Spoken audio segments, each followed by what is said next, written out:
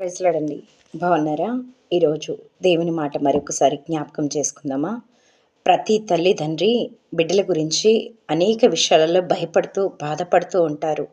ప్రతి విషయాలలో గర్భఫలము దేవుడిచ్చు బహుమానం కనుక కనేటప్పుడు ఎంత బాధగా ఉంటుందో, తన్ని పెంచి పెద్ద చేసే విషయంలో కూడా అంతగానే బాధ్యత తీసుకుంటూ చిన్నప్పటి నుంచే బిడ్డలని ఆత్మీయంగా తల్లిదండ్రిగా మీరు పోషించిన ఎడల పెద్దరినాక ఎక్కడ కూడా తొలగిపోరు. నువ్వు మంచి ఏదైతే చిన్నప్పటి నుంచి మంచి ఇతుతూ, నానా నువ్వు ఇలా ఉండాలి, నానా నువ్వు ఇది చేయాలి, ఇది మాట్లాడకూడదయ్యా, మాట్లాడకూడదు తల్లి అని నువ్వు ఎప్పుడైతే చెప్తూ పెంచుతూ నువ్వు ప్రార్థన చేసుకునేటప్పుడు నీ బిడ్డలు ఎప్పుడైతే చూస్తూ ఉంటారో పెద్దరినాక ఎక్కడ కూడా తొలగిపోని స్థితిలో బిడ్డలు ఉంటారు.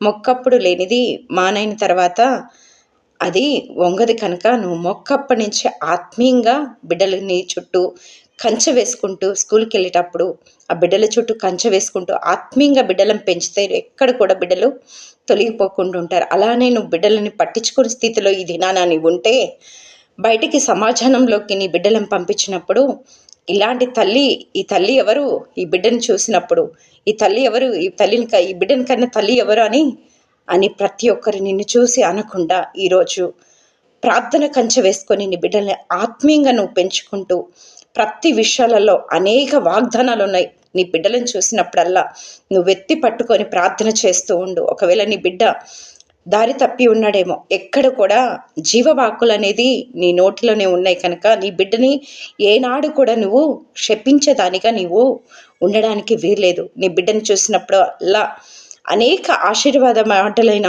నీవు పలుకుతూ ఉన్నప్పుడు నీ బిడ్డలు అనేక మందికి దీవెనకరంగాను ఆశీర్వకరంగాను అనేక మందికి దీవెనకరంగా నీ బిడ్డ ఈరోజు నిలబడుతుంది. బయటికి వెళ్ళినప్పుడల్లా దేవుని కంచె వేయి, లోపలికి వచ్చినప్పుడు కృతజ్ఞతలు చెప్పు.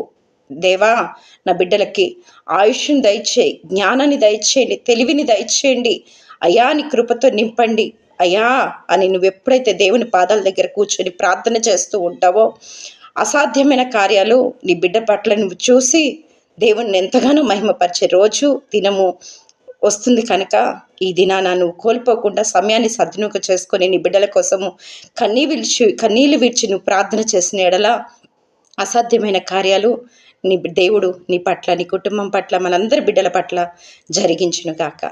ఆమేన్.